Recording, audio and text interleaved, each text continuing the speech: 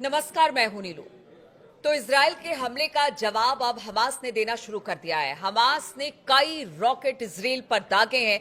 इधर अगर हुती की बात की जाए तो हुती ने भी मिसाइल अटैक किए हैं और इससे नुकसान काफी ज्यादा इजराइल को हुआ है। ऐसे में अब कहा जा रहा है कि जैसा पहले ही हमने आपको कहा था कि हमास चुप बैठने वाला नहीं है और इसी पर बातचीत करने के लिए मयंक मेरे साथ जुड़ गए हैं। मयंक, हमने पहले बात की थी कि देखिए जिस तरह से इजराइल के हमले लगातार गजा में या फिर हमास पर हो रहे हैं, उसका जवाब बहुत जल्द दिया जाएगा। और अब जब युद्ध विराम खत्म हुआ है, उसके बाद एक बार फिर से युद्ध शुरू हुआ है। ये एक पहला बड़ा हमला हमास की तरफ से इजराइल पर। देखिए, जो इंफॉर्मेशन पिछले 24 घंटे में आई है इजराइल से, उसके मुताबिक हमास ने एक साथ कई रॉकेट्स फायर किए हैं इजराइल के ऊपर। और जो अल कसम ब्रिगेड है, इसकी तरफ से कहा गया है कि तेल अवीव को टारगेट करके, इजराइल की कैपिटल को टारगेट करके जो है ये रॉकेट्स फायर किए गए हैं, जिसमें कि इजराइल का दावा है कि 2 रॉकेट्स गिरे हैं। इजराइल की तरफ से कहा कि 2 रॉकेट्स गिरे हैं, एक को हमने जो है वो डिस्ट्रॉय कर दिया हमारे एरो डिफेंस सिस्टम ने। लेकिन हमास की तरफ से, अल कसम ब्रिगेड की तरफ से ये कहा गया है कि जितने भी रॉकेट्स फायर किए गए थे वो सब की सब गिरे हैं।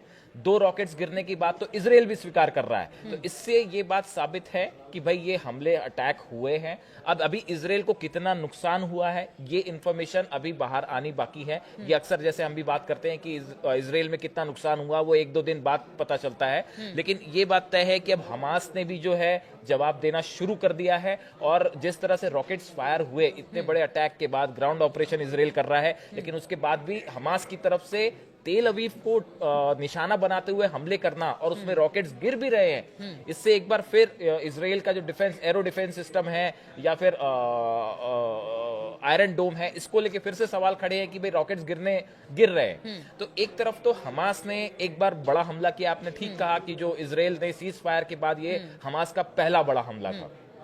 कल हमने चर्चा की थी कि जो इजराइल के टैंक्स गजा में दाखिल हुए हैं, उसको लेके हमास ने कहा है कि भाई जो टैंक्स हैं इसको हम पहले की तरह से फिर निशाना बनाएंगे और ये टैंक्स हम वापस अब नहीं जाने देंगे। तो एक प्रकार से हमास ने फिर से निशाना बनाना शुरू कर दिया है इजराइल को। ये एक पहला बड़ा अपडेट। और दूसरा जो आपने कहा हुती, देखिए हुती की तरफ से भी नया अटैक हुआ है।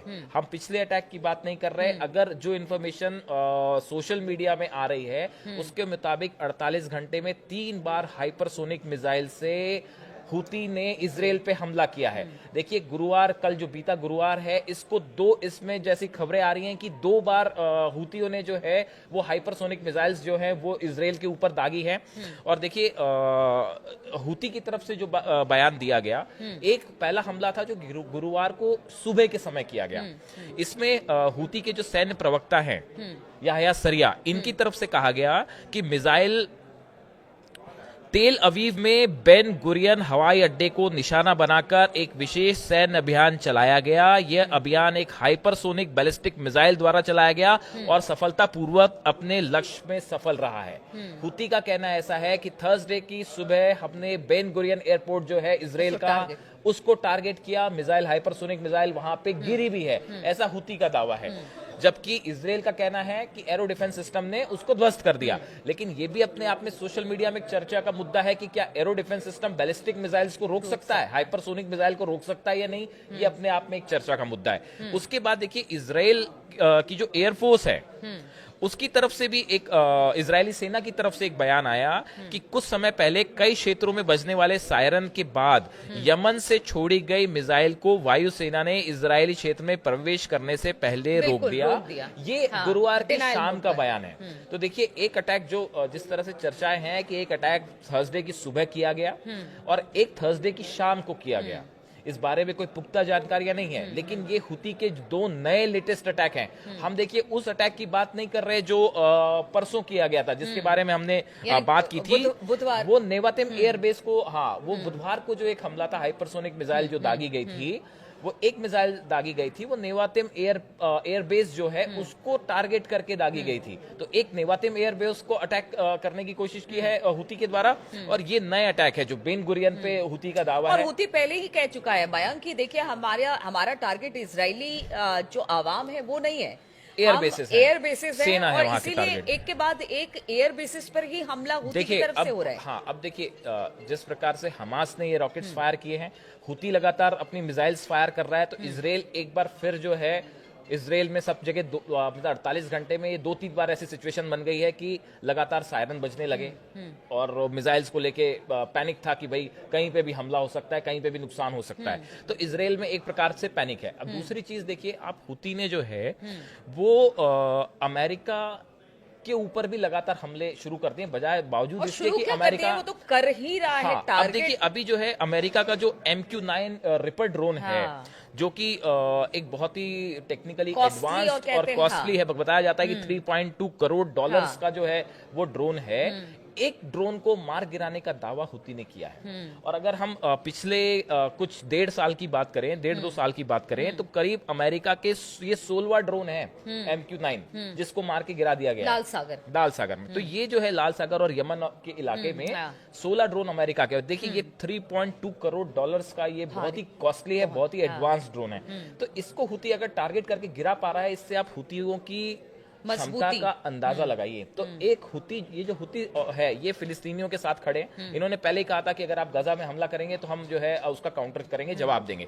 तो एक तरफ उसने अमेरिका को टक्कर देने के लिए खड़ा हुआ, और दूसरा जो है वो लगातार इसराइल को निशाना बना रहा है। एक सवाल और देखिए मयंक, अगर पहले युद्ध विराम से पहले की बात की जाए, युद्ध विराम से पहले हिजबुल्लाह एक बड़ी चुनौती थी इसराइल और अमेरिका के लिए, उसकी जगह और अब देखिए हाँ, सही अब कहा हुती है। मतलब एक पूरे स्ट्रेटेजी, एक प्लान के साथ कि अगर हिजबुल्लाह कमजोर होता है या फिर हमास कमजोर होता है तो एक दूसरा संगठन खड़ा हो जाता है, और अब हिजबुल्लाह की जगह हुती हम देख पा रहे हैं कि कड़ी चुनौती बना हुआ है इसराइल और अमेरिका के देखिए लिए। हुतियों का एक अपना ऑर्गेनाइजेशन है, करीब 1.5 लाख तो उनके पास उनके लड़ाके हैं। बिल्कुल। उनके पास 100 से ज्यादा बताया जाता है जो खुफिया जानकारियां आती हैं कि 1000 से ज्यादा, 100 नहीं, 1000 से ज्यादा उनके पास हाइपरसोनिक और बैलिस्टिक मिसाइल्स हैं। अब ये बैलिस्टिक मिसाइल्स ईरान से आई हैं, रूस से आई हैं, वो एक अलग बात, लेकिन उनके पास 1000 से ज्यादा मिसाइल्स हैं। और अभी जो उन्होंने प्रदर्शन किया था सना में, वो तो देखते ही बनता था। तो देखिए कुल मिला के ये अमेरिका और इसराइल के लिए बड़ी चुनौतियां हैं, इसमें कोई शक नहीं है। इसराइल अपनी तरफ से काउंटर कर रहा है, दोनों को जवाब दे रहा है, अमेरिका भी अपनी तरफ से लेकिन अभी काउंटर तो कर ये रहा है। छोटे छोटे हमले हैं।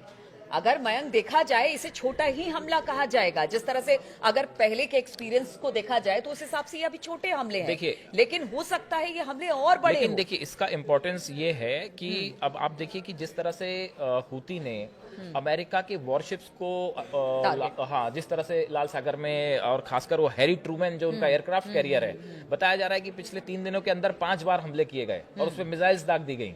कितना नुकसान हुआ वो पता नहीं। तो ये सब तब हो रहा है जब अमेरिका लगातार ये स्ट्राइक कर रहा है। तो आप एक तरफ हुती जो है वो इसराइल तक जो है तेल अवीव तक उनकी मिसाइल्स पहुंच रही हैं। इसराइल के एयरबेस को निशाना बना रहा है, अमेरिका के वॉरशिप्स को निशाना बना रहा है, उसका ड्रोन गिरा दे रहा है। और अब हमास ने भी इसराइल पर रॉकेट दागने शुरू कर दिए हैं। अगले आने वाले कुछ दिनों में देखिए, हमने पहले भी आशंका जताई थी कि इसराइल के ऊपर जो है बड़ा हमला हो सकता है। तो अब ये कितना रूप देगा, कल ही कहा था हमने, ये कितना बड़ा रूप लेगा, ये वॉर किस बड़े स्केल की तरफ जा रहा है, ये 1-2 दिन में साफ होगी बात। बिल्कुल, तो ये 1-2 दिन में एकदम बिल्कुल पूरी तरह से साफ हो जाएगा कि आखिर हमास और हुती किस तरह से अमेरिका और इजराइल के लिए चुनौती बने हुए, क्योंकि हमले अब हमास की तरफ से भी शुरू हो गए। क्योंकि देखिए, आप कब तक किसी पर हमले करेंगे और उसके जवाब में कोई कब तक चुप बैठेगा।